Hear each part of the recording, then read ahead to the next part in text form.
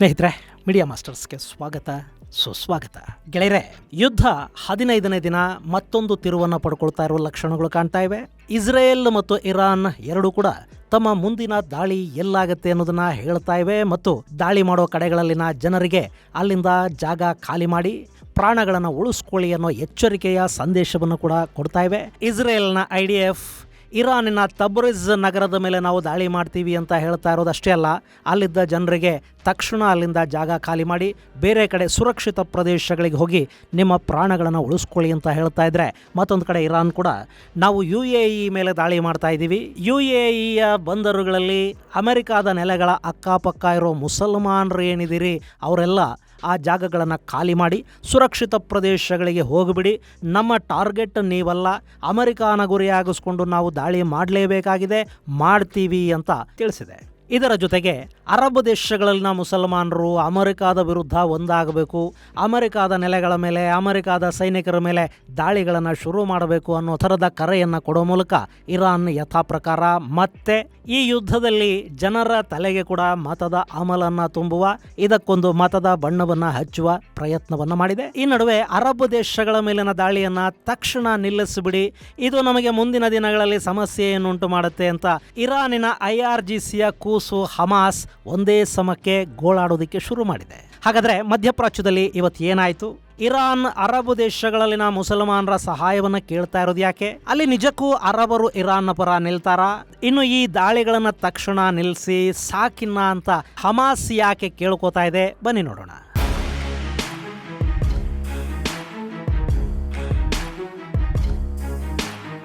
ಗೆಳೆಯರೆ, ಮಧ್ಯಪ್ರಾಚ್ಯದ ಬಿಕ್ಕಟ್ಟಿನ ಬಗ್ಗೆ ನೋಡೋದಕ್ಕೂ ಮುನ್ನ ಸ್ಟ್ರೈಟ್ ಆಫ್ ಹಾರ್ಮೋಸ್ನಿಂದ ಸುರಕ್ಷಿತವಾಗಿ ಭಾರತದ ಕಡೆಗೆ LPGಯನ್ನು ತುಂಬಿಕೊಂಡು ಬರ್ತಾ ಇರೋ 2 ಹಡಗುಗಳ ಬಗ್ಗೆ ಮಾಹಿತಿಯನ್ನು ಕೊಟ್ಟು ಬಿಡ್ತೀನಿ. ಭಾರತಕ್ಕೆ ಸುಮಾರು 92,000 ಟನ್ಗಳಷ್ಟು ಲಿಕ್ವಿಫೈಡ್ ಪೆಟ್ರೋಲಿಯಂ ಗ್ಯಾಸ್ ಬರ್ತಾ ಇದೆ.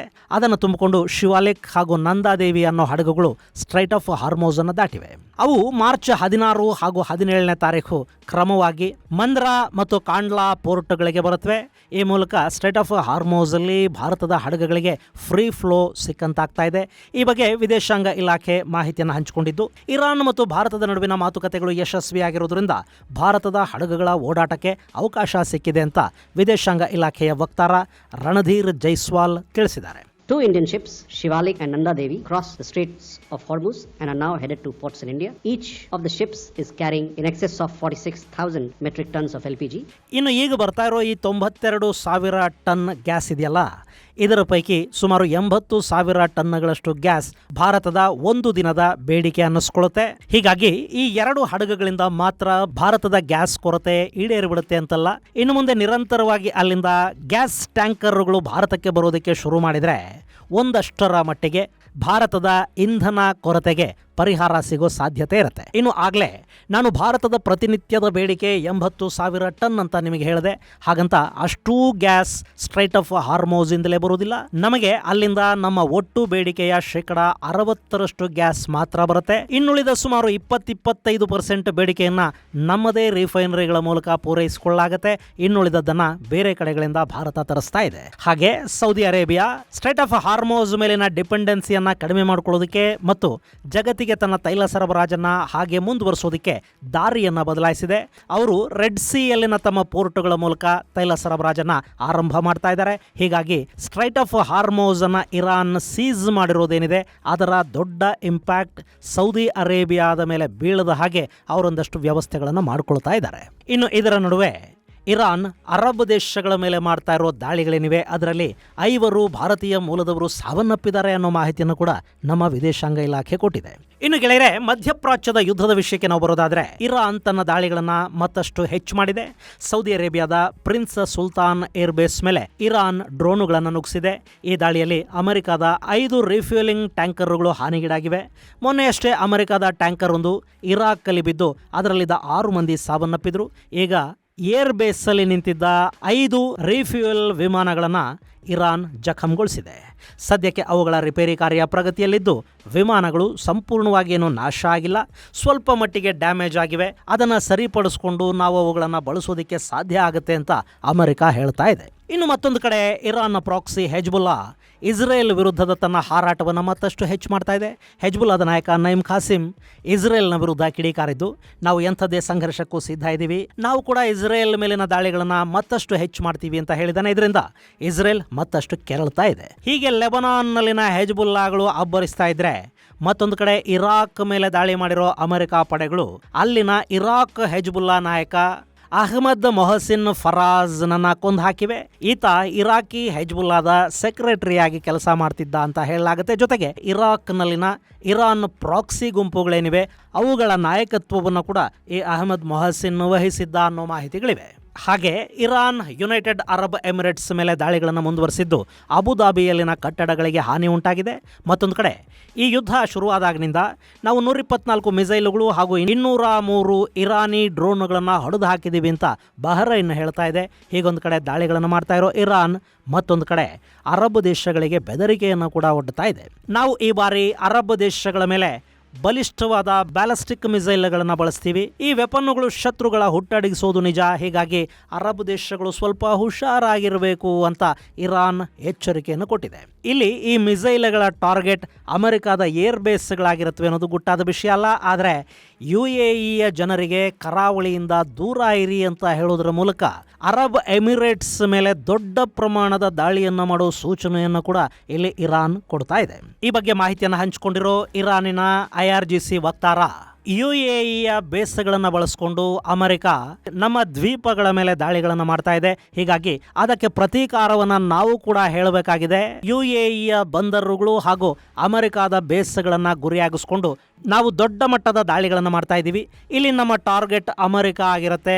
ವಿನಾಕಾರಣ ಮುಸಲ್ಮಾನರನ್ನ ಕೊಲ್ಲೋದಕ್ಕೆ ನಮಗೂ ಇಷ್ಟ ಇಲ್ಲ. ಹೀಗಾಗಿ ಆ ಭಾಗದಲ್ಲಿ ವಾಸ ಮಾಡುವ ಮುಸ್ಲಿಮರು ಅಲ್ಲಿಂದ ಜಾಗ ಖಾಲಿ ಮಾಡಿ ಸುರಕ್ಷಿತ ಸ್ಥಳಗಳಿಗೆ ವಲಸೆ ಹೋಗಿ ಅಂತ IRGCಯ ವಕ್ತಾರ UAEಯಲ್ಲಿನ ಜನಕ್ಕೆ ಒಂದು ಎಚ್ಚರಿಕೆಯನ್ನು ಕೊಟ್ಟಿದ್ದಾನೆ. ಹಾಗೆ UAEಯಲ್ಲಿರುವ ಫುಜೈರಾ ಆಯಿಲ್ ಫೀಲ್ಡ್ನ ಮೇಲೆ ಕೂಡ ಇರಾನ್ ಡ್ರೋನ್ ದಾಳಿಯನ್ನು ಮಾಡಿದೆ. ಅಲ್ಲಿ ದಟ್ಟ ಹೊಗೆ ಆವರಿಸಿಕೊಂಡಿದೆ. ಇನ್ನು ಕಳೆದ ರಾತ್ರಿ ಖರ್ಗ್ ದ್ವೀಪಗಳ ಮೇಲೆ ಅಮೆರಿಕ ದಾಳಿ ಮಾಡಿತಲ್ಲ, ಅದಕ್ಕೆ ಪ್ರತಿಯಾಗಿ ಇರಾನ್ ಬಾಗ್ದಾದ್ನಲ್ಲಿನ ಅಮೆರಿಕದ ರಾಯಭಾರ ಕಚೇರಿಯನ್ನು ಗುರಿಯಾಗಿಸಿಕೊಂಡು ದಾಳಿ ಮಾಡಿದೆ. ಇರಾಕಲ್ಲೇ ಇರುವ ಇರಾನ್ನ ಪ್ರಾಕ್ಸಿಗಳು ಕೂಡ ಈ ದಾಳಿಯಲ್ಲಿ ಭಾಗಿಯಾಗಿವೆ ಅನ್ನೋ ಮಾಹಿತಿ ಲಭ್ಯ ಆಗ್ತಾ ಇದೆ. ಹೀಗೆ ಇರಾನ್ ಎಚ್ಚರಿಕೆಗಳನ್ನು ಕೊಡ್ತಾ ಇದ್ರೆ, ಮತ್ತೊಂದು ಕಡೆ ಇಸ್ರೇಲ್ ಹಾಗೂ ಅಮೆರಿಕಗಳು ತಮ್ಮ ದಾಳಿಗಳನ್ನು ಮತ್ತಷ್ಟು ತೀವ್ರಗೊಳಿಸ್ತಾ ಇವೆ. ಕಳೆದ ರಾತ್ರಿ ಖರ್ಗ್ ದ್ವೀಪದ ಮೇಲೆ ದಾಳಿ ಮಾಡಿ 90 ಸೇನಾ ನೆಲೆಗಳನ್ನು ನಾಶ ಮಾಡಿದ್ದ ಈ ಪಡೆಗಳು ಈಗ ತೆಹರಾನ್ ಮೇಲಿನ ದಾಳಿಯನ್ನು ಮುಂದುವರಿಸಿವೆ. ಇದರ ಜೊತೆ ತೆಹರಾನ್ನ ಅಕ್ಕಪಕ್ಕದಲ್ಲಿರುವ ತಬರೇಜ್ ನಗರದಲ್ಲಿನ ಜನಕ್ಕೆ ಕೂಡ ಇಸ್ರೇಲ್ ಶಾಕ್ ಕೊಡ್ತಾ ಇದೆ. ನಿಮ್ಮ ನಗರದ ಮೇಲೆ ದಾಳಿ ಆಗತ್ತೆ, ಖಂಡಿತ ನಾವು ದಾಳಿ ಮಾಡೇ ಮಾಡ್ತೀವಿ. ಇರಾನ್ ಈ ನಗರದ ಜನವಸತಿಗಳ ಪಕ್ಕದಲ್ಲೇ ಒಂದಷ್ಟು ಅಂಡರ್ ಗ್ರೌಂಡ್ ಫೆಸಿಲಿಟಿಗಳನ್ನು ಮಾಡಿಕೊಂಡಿದೆ. ಅಲ್ಲಿ ಡ್ರೋನ್ ಹಾಗೂ ಮಿಸೈಲ್ಗಳ ಸ್ಟಾಕ್ ಇದೆ ಅನ್ನೋ ಮಾಹಿತಿ ನಮಗಿದೆ. ಹೀಗಾಗಿ ತಬರೇಜ್ ನಗರದ ಅಂಡರ್ ಗ್ರೌಂಡ್ ಫೆಸಿಲಿಟಿಗಳನ್ನು ಮತ್ತು IRGC ಕೇಂದ್ರಗಳನ್ನು ಗುರಿ ಮಾಡಿಕೊಂಡು ನಾವು ದಾಳಿ ಮಾಡ್ತಾ ಇದ್ದೀವಿ. ಹೀಗಾಗಿ ಆದಷ್ಟು ಬೇಗ ಸಾಮಾನ್ಯ ಜನ ಏನಿದ್ದೀರಿ ನೀವು ಅಲ್ಲಿಂದ ಜಾಗ ಖಾಲಿ ಮಾಡಿ. ನಾಗರಿಕ ಸಾವು ನೋವುಗಳು ನಮಗೆ ಇಷ್ಟ ಇಲ್ಲ, ಅದು ಆಗದಂತೆ ನೀವು ನೋಡ್ಕೊಳ್ಳಿ ಅಂತ ಹೇಳಿದೆ.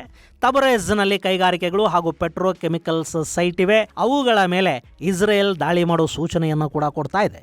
ಈ ತಬರೇಜ್ ಇರಾನ್ನಲ್ಲಿನ ಅತ್ಯಂತ ಜನನಿಬಿಡ ಪ್ರದೇಶಗಳ ಪೈಕಿ ಒಂದು. ಇಲ್ಲಿ ಸುಮಾರು 17 ಲಕ್ಷ ಜನ ವಾಸ ಮಾಡ್ತಾರೆ. ಇಲ್ಲಿ ಅತಿ ಹೆಚ್ಚು ಅಜೇರಿ ಜನಾಂಗ ಇದೆ.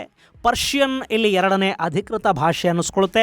ಇಂಥ ಜಾಗದಲ್ಲಿ ಇಸ್ರೇಲ್ ದಾಳಿ ಮಾಡೋದಕ್ಕೆ ಮುಂದಾಗಿರೋದನ್ನು ನೋಡಿದರೆ, ಈ ಭಾಗದ ಮೂಲಕ ಕುರ್ದ್ ಪಡೆಗಳಿಗೆ ಇರಾನ್ ಮೇಲೆ ದಾಳಿ ಮಾಡೋದಕ್ಕೆ ಒಂದು ದಾರಿಯನ್ನು ಕ್ಲಿಯರ್ ಮಾಡಿ ಕೊಡ್ತಾ ಇದೆಯಾ ಅನ್ನೋ ಅನುಮಾನಗಳು ಮೂಡ್ತಾ ಇವೆ. ಇದರ ಜೊತೆ ಈಗಾಗಲೇ ಅಮೆರಿಕದ B-1 ಬಾಂಬರ್ಗಳು ಬ್ರಿಟನ್ನಿಂದ ಹೊರಟಿವೆ.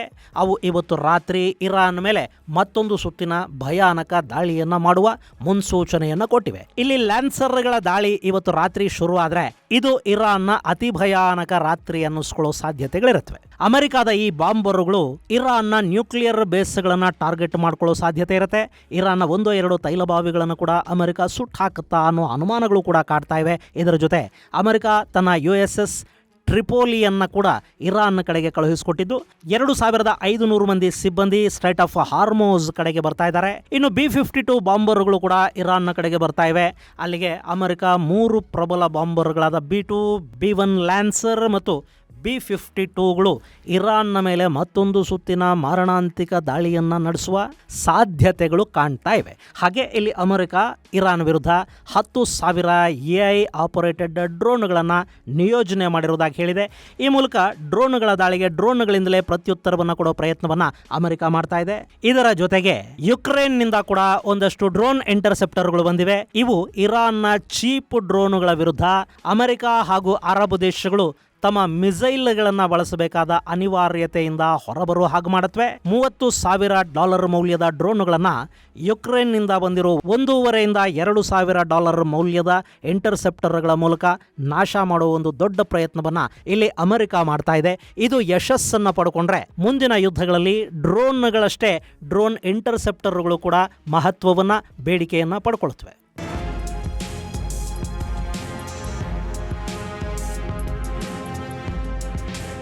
ಹೀಗೆ ದಾಳಿ ಪ್ರತಿದಾಳಿಗಳ ನಡುವೆ ಇರಾನ್ ಈಗ ಅಮೆರಿಕ ಮತ್ತು ಯಹೂದಿಗಳ ವಿರುದ್ಧ ಮುಸ್ಲಿಂ ಜಗತ್ತು ಒಂದಾಗಬೇಕು ಅಂತ ಕರೆ ಕೊಟ್ಟಿದೆ. ಗೆಳೆಯರೇ, ಇದನ್ನು ಗಮನಿಸಿ. ಈ ಯುದ್ಧ ಶುರುವಾದಾಗಿನಿಂದ ಇರಾನ್ ಇಸ್ರೇಲನ್ನು ಬಿಟ್ಟರೆ ದಾಳಿ ಮಾಡ್ತಾ ಇರೋದೆಲ್ಲ ಮುಸ್ಲಿಂ ದೇಶಗಳ ಮೇಲೇನೆ. Kuwait, Bahrain, Qatar, UAE, Jordan, Saudi, Iraq ಹೀಗೆ ಸಾಲು ಸಾಲು ಮುಸ್ಲಿಂ ದೇಶಗಳ ಮೇಲೆ ಇರಾನಿನ ಮಿಸೈಲುಗಳು, ಡ್ರೋನುಗಳು ಬೀಳ್ತಲೇ ಇವೆ. ಅಲ್ಲಿ ಅಮೆರಿಕಾದ ನೆಲೆಗಳನ್ನು ನಾವು ಗುರಿಯಾಗಿಸ್ಕೊಂಡು ದಾಳಿ ಮಾಡ್ತಾ ಇದ್ದೀವಿ ಅಂತ ಹೇಳ್ತಲೇ ಆ ದೇಶಗಳ ಆರ್ಥಿಕ ಮೂಲಗಳನ್ನು ಕೂಡ ಇರಾನ್ ಹೊಡೆಯೋ ಪ್ರಯತ್ನವನ್ನು ಮಾಡ್ತಾ ಇದೆ. ಆದರೆ ಈಗ ಇರಾನ್ ಶತ್ರುಗಳನ್ನು ಮಣಿಸೋದಕ್ಕಾಗಿ ಮುಸ್ಲಿಮರು ಒಂದಾಗಬೇಕು ಅಂತ ಹೇಳ್ತಾ ಇದೆ. ಇಲ್ಲಿ ಯಾವ ಮುಸ್ಲಿಮರಿಗೆ ಇರಾನ್ ಕರೆ ಕೊಡ್ತಾ ಇದೆ, ಶಿಯಾಗಳಿಗ, ಸುನ್ನಿಗಳಿಗ, ಇದು ಅರ್ಥ ಆಗ್ತಾ ಇಲ್ಲ. ಸದ್ಯಕ್ಕೆ ಆಫ್ಘನಿಸ್ತಾನವನ್ನು ಬಿಟ್ಟರೆ ಬೇರೆ ಇನ್ಯಾವುದೇ ಇಸ್ಲಾಮಿಕ್ ದೇಶ ಕೂಡ ಇಲ್ಲಿವರೆಗೆ ಇರಾನ್ ಪರ ನಿಂತಂತೆ ಕಾಣ್ತಾ ಇಲ್ಲ. ಇಲ್ಲಿ ಇರಾನ್ ಮುಸ್ಲಿಂ ದೇಶ ಅನ್ನೋದಕ್ಕಿಂತಲೂ ಅಲ್ಲಿರೋದು ಶಿಯಾ ರೆಜಿಮ್. ಅದು ಸುನ್ನಿಗಳ ವಿರುದ್ಧ ಕೂಡ ಭಯೋತ್ಪಾದನೆಯನ್ನು ಮಾಡ್ತಾ ಇದೆ. ಶಿಯಾ ಸುಪ್ರಿಮಸಿಯನ್ನು ಪ್ರತಿಪಾದಿಸುವ ಆಡಳಿತ ಅದು. ಹಾಗೆ ಇಸ್ಲಾಮಲ್ಲಿ ಸುನ್ನಿಗಳು ಶಿಯಾಗಳನ್ನು ಯಾವತ್ತೂ ಗೌರವದಿಂದ ಕಂಡಿದ್ದಿಲ್ಲ. ಹಾಗೆ ಶಿಯಾಗಳು ಕೂಡ ಸುನ್ನಿಗಳನ್ನು ಪ್ರೀತಿಸಿದ ಉದಾಹರಣೆಗಳೂ ಇಲ್ಲ. ಇಂಥ ಸಂದರ್ಭದಲ್ಲಿ ಜಗತ್ತಲ್ಲಿ ಅತಿ ಹೆಚ್ಚು ಜನಸಂಖ್ಯೆಯನ್ನು ಹೊಂದಿರುವ ಸುನ್ನಿ ಮುಸ್ಲಿಂ ದೇಶಗಳು ಇರಾನ್ಗೆ ಬೆಂಬಲವಾಗಿ ನಿಂತುಕೊಳ್ಳುವ ಲಕ್ಷಣಗಳು ಕಾಣ್ತಾ ಇಲ್ಲ. ಸುನ್ನಿ ಮುಸ್ಲಿಂ ದೇಶಗಳನ್ನು ಬಿಟ್ಬಿಡಿ, ಇರಾನ್ನ ಪಕ್ಕದಲ್ಲೇ ಅಜರ್ಬೈಜಾನ್ ಅನ್ನೋ ದೇಶ ಇದೆ. ಅದು ಶಿಯಾ ಮುಸ್ಲಿಮರಿಂದಲೇ ತುಂಬಿರೋ ದೇಶ. ಅಲ್ಲಿನ ಅತಿ ಹೆಚ್ಚು ಜನ ಶಿಯಾ ಮುಸ್ಲಿಮರೇ ಇದ್ದಾರೆ. ಆದರೆ ಅಜರ್ಬೈಜಾನ್ ಕೂಡ ಇರಾನ್ ಜೊತೆಗೆ ಉತ್ತಮ ಸಂಬಂಧಗಳನ್ನು ಇಟ್ಟುಕೊಂಡಿಲ್ಲ. ಈ ಸಂದರ್ಭದಲ್ಲಿ ಅವರೂ ಇರಾನ್ನ ವಿರುದ್ಧ ನಿಂತಿದ್ದಾರೆ. ಇರಾನ್ನ ಗಡಿಯಲ್ಲಿ ಸೇನೆಯನ್ನು ನಿಲ್ಲಿಸಿದ್ದಾರೆ. ಅಗತ್ಯ ಬಿದ್ದರೆ ಆದೇಶ ಸಿಕ್ಕರೆ ಅಜರ್ಬೈಜಾನ್ ಕೂಡ ಇರಾನ್ನ ವಿರುದ್ಧ ಭೂದಾಳಿಯನ್ನು ಮಾಡೋದಕ್ಕೆ ಸಿದ್ಧತೆಗಳನ್ನು ಮಾಡಿಕೊಂಡಿದೆ. ಅಲ್ಲಿ ಪಾಪ ಸುನ್ನಿ ದೇಶದ ಬೆಂಬಲ ಕೂಡ ಈ ಇರಾನ್ಗೆ ಸದ್ಯಕ್ಕೆ ಸಿಗ್ತಾ ಇಲ್ಲ. ಅವರ ಪರ ನಿಂತಂತೆ ಕಾಣಿಸ್ತಾ ಇರೋದು 3 ದೇಶಗಳು. ಅದರಲ್ಲಿ ಒಂದು ರಷ್ಯಾಗೆ ಈ ಯುದ್ಧ ಇನ್ನಷ್ಟು ದಿನಗಳ ಕಾಲ ಮುಂದುವರಿಯೋದ್ರಿಂದ ಲಾಭ ಇದೆ. ಎರಡನೆಯದ್ದು ಚೈನಾಗೆ ಕೂಡ ಅಮೆರಿಕ ಇಲ್ಲಿ ಹೆಚ್ಚು ದಾಳಿಗಳನ್ನು ಮಾಡಿ ಹೆಚ್ಚು ಆಯುಧಗಳನ್ನು ಕಳ್ಕೊಂಡ್ರೆ, ಹೆಚ್ಚು ನಷ್ಟಕ್ಕೀಡಾದರೆ ಚೈನಾಗೆ ಲಾಭ ಆಗುತ್ತೆ. ಅಮೆರಿಕ ಮತ್ತಷ್ಟು ದಿನಗಳ ಕಾಲ ಈ ಭಾಗದಲ್ಲಿ ಯುದ್ಧದಲ್ಲಿ ಎಂಗೇಜ್ ಆಗಿರಲಿ ಅಂತ ಚೈನಾ ಬಯಸುತ್ತೆ. ಮೂರನೆಯದ್ದು ಪಾಪ ನಾರ್ತ್ ಕೊರಿಯಾ ರಷ್ಯಾ ಮತ್ತು ಚೈನಾಗಳು ಏನು ಹೇಳುತ್ತವೆ ಅದನ್ನು ಮಾಡ್ತಾ ಹೋಗುತ್ತೆ. ಈ 3 ದೇಶಗಳನ್ನು ಹೊರತುಪಡಿಸಿದರೆ ದೊಡ್ಡ ಪ್ರಮಾಣದಲ್ಲಿ ಮತ್ತು ಬಹಿರಂಗವಾಗಿ ಮತ್ಯಾವ ದೇಶವು ಇರಾನ್ ಪರ ನಿಂತಂತೆ ಕಾಣ್ತಾ ಇಲ್ಲ. ಹೀಗಾಗಿ ಇರಾನ್ ಜಗತ್ತಿನ ಇಸ್ಲಾಮಿಕ್ ಸಮುದಾಯ ನಮ್ಮ ಪರ ನಿಂತ್ಕೊಳ್ಳಿ ಅಂತ ಬಯಸ್ತಾ ಇದೆ. ಇನ್ನು ಇಸ್ಲಾಮಿಕ್ ಸಮುದಾಯ ಅಂತ ನಾವು ನೋಡಿದರೂ ಕೂಡ ಭಾರತ, ಬಾಂಗ್ಲಾದೇಶ ಮತ್ತು ಪಾಕಿಸ್ತಾನದಲ್ಲಿನ ಮುಸಲ್ಮಾನರನ್ನು ಹೊರತುಪಡಿಸಿದರೆ ಜಗತ್ತಿನ ಇನ್ನಿತರ ದೇಶಗಳಲ್ಲಿನ ಮುಸಲ್ಮಾನರು ಕೂಡ ದೊಡ್ಡ ಮಟ್ಟದಲ್ಲಿ ಇರಾನ್ ಪರ ನಿಂತಿರೋದು ಕಾಣ್ತಾ ಇಲ್ಲ. ಇದೆಲ್ಲದರ ನಡುವೆ ಮತ್ತೊಂದು ಮಹತ್ವದ ಬೆಳವಣಿಗೆ ಕೂಡ ಆಗಿದೆ. ಅದೇನು ಅಂದ್ರೆ, ಇರಾನ್ನ ಮಾತನ್ನ ಕೇಳಿಕೊಂಡು 2023 ಅಕ್ಟೋಬರ್ 7ನೇ ತಾರೀಕು ಇಸ್ರೇಲ್ ಮೇಲೆ ದಾಳಿ ಮಾಡಿದ್ದ ಇರಾನ್ನ ಪ್ರಾಕ್ಸಿ ಕೂಸು ಅಂತಲೇ ಗುರುತಿಸಿಕೊಂಡಿದ್ದ ಹಮಾಸ್ ಕೂಡ ಈಗ ಇರಾನ್ಗೆ ಅರಬ್ ದೇಶಗಳ ಮೇಲಿನ ದಾಳಿಯನ್ನ ನಿಲ್ಲಿಸಿ ಅಂತ ಹೇಳ್ತಾ ಇದೆ. ಗೆಳೆಯರೆ, ಇಲ್ಲಿ ಹಮಾಸ್ 2007ರಿಂದ ಕೂಡ ಇರಾನ್ನ ನೆರವನ್ನು ಪಡ್ಕೊಳ್ತಾ ಇದೆ. ಇರಾನ್ ಹಮಾಸ್ಗಾಗಿ ಪ್ರತಿ ವರ್ಷ ಸುಮಾರು $350 ಮಿಲಿಯನ್ ಹಣವನ್ನು ಖರ್ಚು ಮಾಡ್ತಾ ಇದೆ ಅಂತ ಹೇಳ್ತಾರೆ. ಇರಾನ್ನ ಪ್ರಾಕ್ಸಿ ಗುಂಪುಗಳ ಮೂಲಕವೇ ಹಮಾಸ್ಗೆ ತರಬೇತಿ ಸಿಕ್ಕಿದೆ. ಹಮಾಸ್ ಅನ್ನೋದೊಂದು ಸುನ್ನಿ ಇಸ್ಲಾಮಿಕ್ ಪಡೆ ಆದರೂ ಕೂಡ ಶಿಯಾ ದೇಶ ಇರಾನ್ ಅದಕ್ಕೆ ಬೆಂಬಲವಾಗಿ ನಿಂತುಕೊಂಡಿತ್ತು. ಪ್ಯಾಲೆಸ್ತೀನ್ ಹೋರಾಟವನ್ನು ಮುಂದುವರಿಸೋದಕ್ಕಾಗಿ ಅವರಿಗೆ ಈ ಹಮಾಸ್ನ ಅಗತ್ಯ ಆಯಿತು. ಇನ್ನು ಮತ್ತೊಂದು ಕಡೆ ಹಮಾಸ್ ಕತಾರ್ನಿಂದ ಕೂಡ ಸಹಾಯವನ್ನು ಪಡ್ಕೊಳ್ತಾ ಇತ್ತು. ಇರಾನ್ನಿಂದ ಆಯುಧ ತರಬೇತಿ ಹಣ ಪಡ್ಕೊಂಡ ಹಾಗೆ ಕತಾರ್ನಿಂದ ರಾಜತಾಂತ್ರಿಕ ಬೆಂಬಲವನ್ನ ಹಮಾಸ್ ಪಡ್ಕೊಳ್ತಾ ಹೋಗ್ತಾ ಇತ್ತು. ಹಮಾಸ್ನ ಒಂದಷ್ಟು ನಾಯಕರಿಗೆ ಕತಾರ್ ಆಶ್ರಯವನ್ನು ಕೂಡ ಕೊಟ್ಟಿತ್ತು. ಹಾಗೆ ಅರಬ್ ದೇಶಗಳು ಗಾಜಾದ ಆಡಳಿತವನ್ನು ನೋಡ್ತಾ ಇದ್ದ ಹಮಾಸ್ಗೆ ಗಾಜಾದ ಪುನರ್ವಸತಿಗಾಗಿ ಅಲ್ಲಿರೋ ಪ್ಯಾಲೆಸ್ತೀನಿ ನಿರಾಶ್ರಿತರ ಹೆಸರಲ್ಲಿ ಸಾಕಷ್ಟು ಹಣಕಾಸಿನ ನೆರವನ್ನು ಕೂಡ ಮಾಡ್ತಾ ಇತ್ತು. ಸೌದಿ ಅರೇಬಿಯಾ ಸೇರಿದಂತೆ ಈ ಭಾಗದ ಅರಬ್ ದೇಶಗಳಿಂದ ಸಾಕಷ್ಟು ಹಣ ಗಾಜಾಗೆ ಬರ್ತಾ ಇತ್ತು. ಆ ಹಣ ಹಮಾಸ್ ಮೂಲಕವೇ ಖರ್ಚಾಗ್ತಾ ಇತ್ತು. ಆದ್ರೆ ಈಗ ಇರಾನ್ ಇಸ್ರೇಲ್ ಯುದ್ಧ ಶುರುವಾದ ನಂತರ ಇರಾನ್ ದೊಡ್ಡ ಪ್ರಮಾಣದ ದಾಳಿಗಳನ್ನ ಅರಬ್ ದೇಶಗಳ ಮೇಲೆ ಮಾಡ್ತಾ ಇದೆ. ಕತಾರ್ ಈಗ ಇರಾನ್ನ ಹೆಸರು ಕೇಳಿದ್ರು ಕೋತ ಕುದಿಯೋ ಥರದ ಪರಿಸ್ಥಿತಿ ನಿರ್ಮಾಣ ಆಗಿದೆ. ಸೌದಿ ಅರೇಬಿಯಾ ದಾಳಿಗೀಡಾಗಿದೆ, UAE ಮೇಲೆ ದಾಳಿಯಾಗಿದೆ, ಕುವೈತ್, ಬಹ್ರೈನ್, ಇರಾಕ್ ಎಲ್ಲ ದೇಶಗಳ ಮೇಲೆ ಇರಾನ್ ದಾಳಿಗಳನ್ನು ಮಾಡ್ತಾ ಇದೆ. ಹಾಗೆ ಇಲ್ಲಿ ದಾಳಿಗೊಳಗಾಗ್ತಾ ಇರೋದು ಸುನ್ನಿ ದೇಶಗಳು. ಇದರ ಜೊತೆ ಈ ಯುದ್ಧ, ಈ ದಾಳಿಗಳು ಹೀಗೆ ಮುಂದುವರಿತಾ ಹೋದ್ರೆ ಹಮಾಸ್ಗೆ ಅರಬ್ ದೇಶಗಳಿಂದ ಸಿಗ್ತಾ ಇದ್ದ ಹಣಕಾಸಿನ ನೆರವು ನಿಂತು ಹೋಗುತ್ತೆ. ಕತಾರ್ ಕೊಡ್ತಾ ಇದ್ದ ರಾಜಕೀಯ ಬೆಂಬಲ ಕೂಡ ಇನ್ನು ಮುಂದೆ ನಿಂತು ಹೋಗುವ ಪರಿಸ್ಥಿತಿ ನಿರ್ಮಾಣ ಆಗುತ್ತೆ. ಹೀಗಾಗಿ ಹಮಾಸ್ ಈ ದಾಳಿಗಳನ್ನ ತಕ್ಷಣ ನಿಲ್ಲಿಸಿ, ನೀವು ಇಸ್ರೇಲ್ ಮೇಲೆ ಎಷ್ಟು ಬೇಕಾದರೂ ದಾಳಿ ಮಾಡ್ಕೊಳ್ಳಿ, ಅಮೆರಿಕ ವಿರುದ್ಧ ಯುದ್ಧ ಮಾಡಿ, ಆದ್ರೆ ಅರಬ್ ದೇಶಗಳ ಮೇಲಿನ ದಾಳಿಯನ್ನ ನಿಲ್ಲಿಸಿ, ಇಲ್ಲದೆ ಇದ್ರೆ ಇಲ್ಲೊಂದು ಪ್ರಾದೇಶಿಕ ಸಹಕಾರ ಏನಿದೆ ಅದೇ ನಿಂತು ಹೋಗುತ್ತೆ, ತಕ್ಷಣ ದಾಳಿಗಳನ್ನ ನಿಲ್ಲಿಸಿ ಅಂತ ಮನವಿಯನ್ನ ಮಾಡಿಕೊಳ್ತಾ ಇದೆ. ಇದೆಲ್ಲದರ ನಡುವೆ ಆಫ್ಘನ್ ತಾಲಿಬಾನ್ ಪಾಕಿಸ್ತಾನದ ಡ್ಯುರಾಂಡ್ ಲೈನ್ ಮೇಲೆ ನಿರಂತರ ದಾಳಿಗಳನ್ನ ಮುಂದುವರಿಸಿದೆ. ಆಫ್ಘನಿಸ್ತಾನದ ಕುನಾರ್ ಪ್ರಾವಿನ್ಸ್ ಮತ್ತು ನಾನ್ಗ್ರಹಾರ್ ಪ್ರಾವಿನ್ಸ್ನ ಉದ್ದಕ್ಕೂ ಇರುವ ಪಾಕಿಸ್ತಾನದ ಕಡೆಯ ಸೇನಾ ಚೆಕ್ ಪೋಸ್ಟ್ಗಳನ್ನು ನಾವು ವಶಕ್ಕೆ ತಗೊಂಡಿದ್ದೀವಿ ಅಂತ ಆಫ್ಘನ್ ತಾಲಿಬಾನ್ ಹೇಳಿಕೊಂಡಿದೆ. ಹಾಗೆ 24 ಪಾಕಿಸ್ತಾನಿ ಸೈನಿಕರನ್ನು ಕೊಂದು ಹಾಕಿದ್ದೀವಿ, 11 ಜನ ಗಾಯಗೊಂಡಿದ್ದಾರೆ, ಸುಮಾರು 20ಕ್ಕೂ ಹೆಚ್ಚು ಪೋಸ್ಟ್ಗಳು ಈಗ ನಮ್ಮ ವಶದಲ್ಲಿವೆ ಅಂತ ಆಫ್ಘನಿಸ್ತಾನ ಹೇಳ್ಕೊಳ್ತಾ ಇದೆ. ಆದರೆ ಇದನ್ನು ಪಾಕಿಸ್ತಾನ ಖಚಿತಪಡಿಸೋದಕ್ಕೆ ಹೋಗಿಲ್ಲ. ನಾವು ಡ್ಯುರಾಂಡ್ ಲೈನಲ್ಲಿ ಆಫ್ಘನಿಸ್ತಾನದ ವಿರುದ್ಧದ ದಾಳಿಗಳನ್ನು ಮುಂದುವರಿಸ್ತಾ ಇದ್ದೀವಿ ಅಂತ ಪಾಕಿಸ್ತಾನ ಹೇಳ್ಕೊಂಡಿದೆ. ಇದು ಗೆಳೆಯರೆ ಮಧ್ಯಪ್ರಾಚ್ಯದ ಸಂಘರ್ಷಕ್ಕೆ ಸಂಬಂಧಪಟ್ಟ ಒಂದಷ್ಟು ಮಾಹಿತಿ. ಮುಂದಿನ ಸಂಚಿಕೆಯಲ್ಲಿ ಮತ್ತಷ್ಟು ವಿಶೇಷಗಳ ಜೊತೆ ಮತ್ತೆ ಭೇಟಿಯಾಗೋಣ. ಅಲ್ಲಿವರೆಗೆ ಜೈ ಹಿಂದ್, ಜೈ ಕರ್ನಾಟಕ.